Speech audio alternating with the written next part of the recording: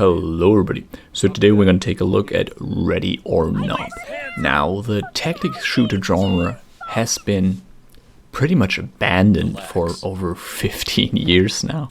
Remember, the last big tactical action shooters that came out were Rainbow Six Raven Shield and SWAT 4.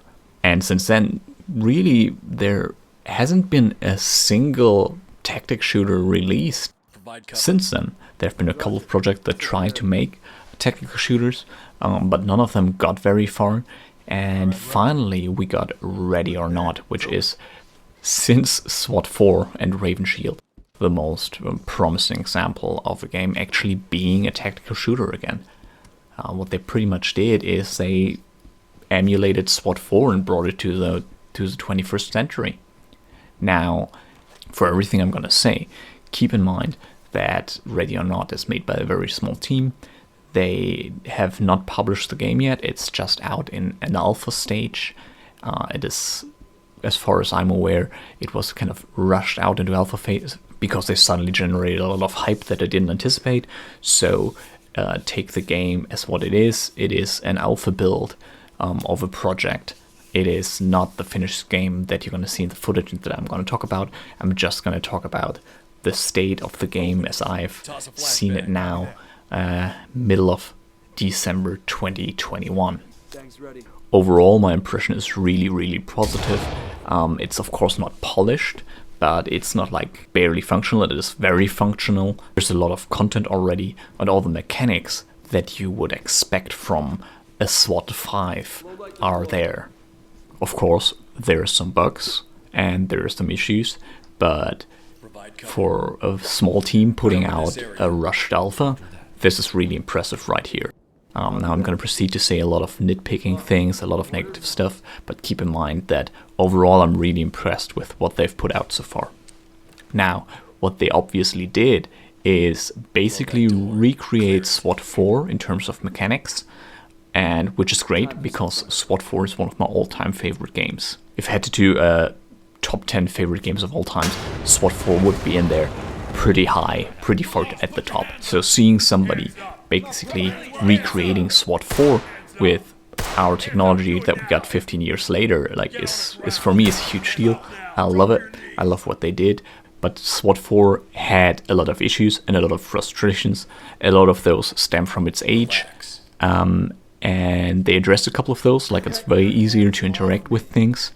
But there are also some things that they just copied from SWAT 4, which were annoying back then, and which are still annoying now, and that is what I'm going to focus on today. So I'm not going to go into bugs or glitches. I'm going to go into some things that I feel that are deliberate decisions, that they deliberately try to recreate those aspects from SWAT 4 that were bad in SWAT 4, one of my all-time favorite games, and are still bad today. So I feel like if you are recreating a tactical shooter, those mistakes are not worth recreating, and all those problems have to do with AI in the game. Now, I have no idea whatsoever about programming or game design, so I just imagine it's really hard to program proper AI in a game, and I see there are some decisions here which just make it frustrating dealing with AI. And since the whole game centers around dealing with AI, be it enemies, civilians, or your teammates, it is of course central to the core gameplay that those interactions with the AI work and work fluidly. Now, the first group of AI that you're going to deal with a lot are your teammates. You got 4 teammates, you got a lot of control over them, you can give them different tasks to do, you can delay those tasks so that you can coordinate actions between, like you can split your team up into 2 teams of 2, and you can coordinate tasks between those 2 teams, and it's great and it works. Of course, there's some hiccups because the maps are supposed to be tight and complex, and that sometimes trips up the AI, but this is alpha phase, we're not going to talk about that. The main issue is that the AI, the team AI, does some things just wrong. For example, if we look how they stack up in doors, okay, it's fine, but they always stack up left and right, even if it doesn't make sense. Sometimes it just makes sense to stack up on one side, or sometimes it just makes sense to stack up on both sides. And they, no matter what door, they always try to stack up on both sides. That just, doesn't make sense all the time. I bet that can be fixed since there's a limited number of doors on the maps, but you would have to pre-program that for every door. And we see in some of those instances, like the front door in this mission, that there seems to be something pre-programmed in there so that they take into account that one room that they can't stand directly next to the door, but they have to stand a little bit back. So it seems to be possible. I hope they look into that you don't always have to stack up on both sides of the doors. And that just doesn't make technical sense sometimes. The other thing is, if you're then trying to throw a grenade, it's always a guy in the first row throwing a grenade. And that's a big no-no, because as the door opens, which is the most vulnerable part, he's right there in the zone of death with a grenade out and not his main weapon. So you're not supposed to do that. Like, if you're stacking up 4 people, there are 2 people who are in cover who are able to throw a grenade. Why are they not throwing the grenade? Why is the guy who's standing in the front exposed? Why is he throwing the grenade? And if I stack up a team of 2, why are they standing on opposite sides? And, one, of course, has to open the door, either by hand or if he's using like a breaching device. And the other person, why is he standing on the other side of the door? What is he doing there? Why doesn't he move behind his teammate to throw the grenade? It's very frustrating, because it essentially means that you cannot send your bots into a room that is, filled with enemies, because they will reliably get shot while throwing a grenade. And that is kind of the point of the game. And that, you can't use your team as you're supposed to. You're supposed to be ordering your team to go into a room with enemies in it. And that is just something they're not capable of. They're not capable of their most basic and most important tactical maneuver. And that's sad. I mean, the bots in Raven Shield and SWAT 4 weren't able to do that. And those are 15-year-old games. And it is one of their main flaws that your teammates are so bad at those games. But we should learn from the mistakes of those old games. And it seems like an easy fix. Just make the stacking position of the guy who's in charge of throwing the grenades, just move it behind his teammate.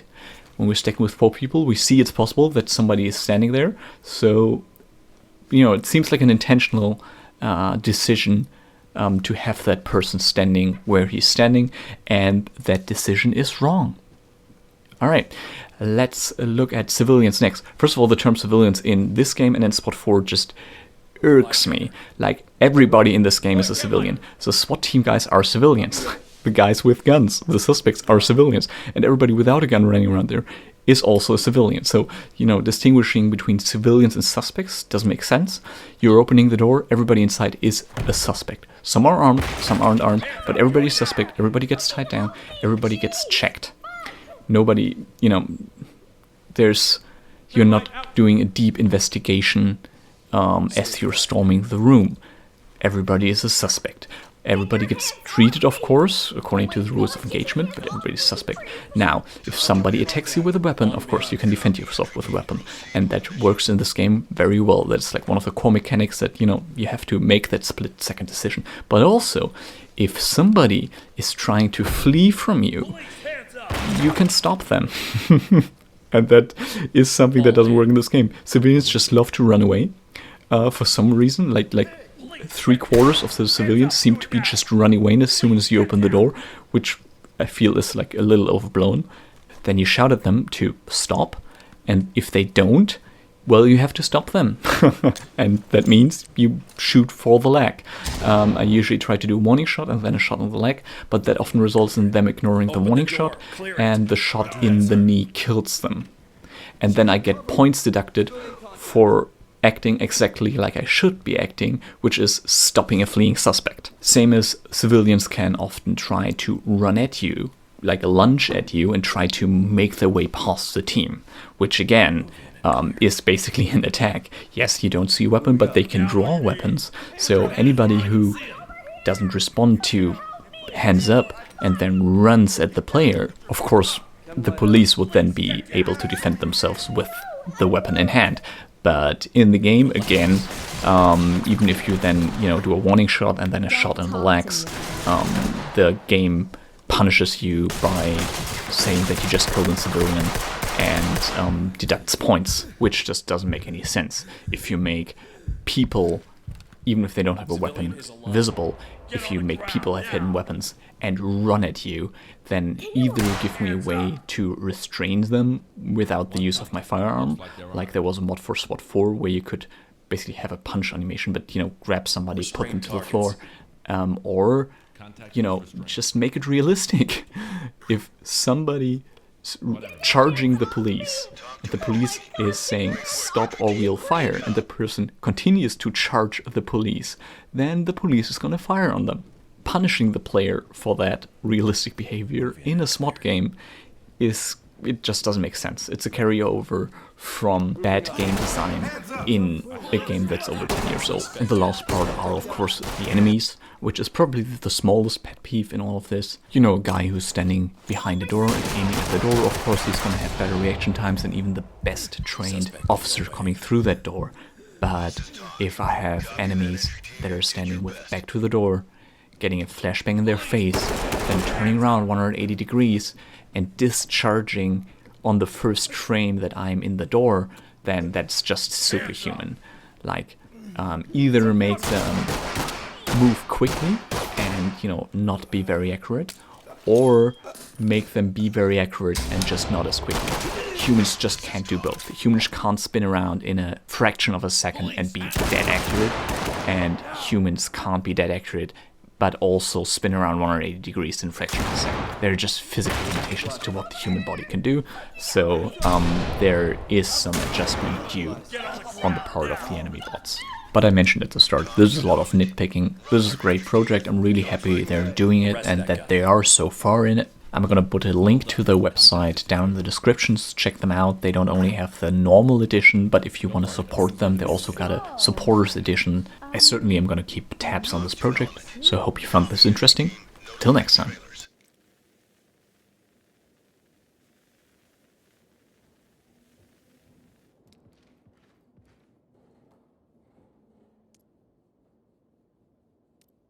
Open it. Toss a flashbang. Roger that.